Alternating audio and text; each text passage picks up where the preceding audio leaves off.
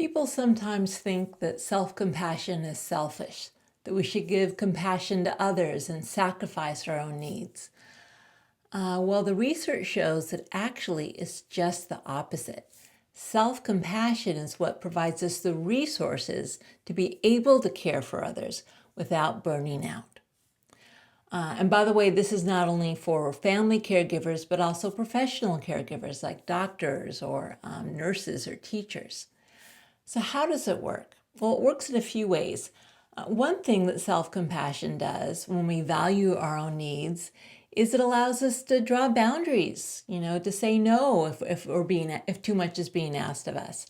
It allows us to say, do I need to rest? Do I need to eat better? Do I need to have a little time for play? And when we say yes to ourselves in this way, again, we provide the resources, the energetic resources we need to care for others without becoming so drained and depleted. And there's another way it works, and that's through the process of empathy. So empathy is the capacity of the human brain to resonate with the emotions of others. It actually is an evolved function. We have specialized neurons called mirror neurons that actually allow us to pick up on what other people are feeling.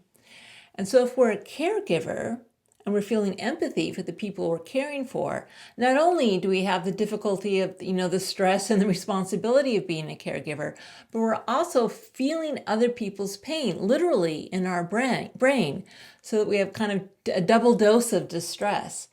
And so if our care just goes outward and we don't attend to our own empathic pain, then again, we're going to become drained and depleted. It's actually empathy fatigue. Some people call it compassion fatigue, but it's really empathy fatigue. So if we just have empathy without any compassion to counter that, then we're going to become burned out.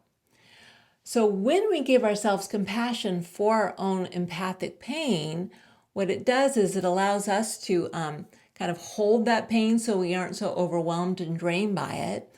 And it also does something extra, is that it helps the person we're caring for because they have mirror neurons too.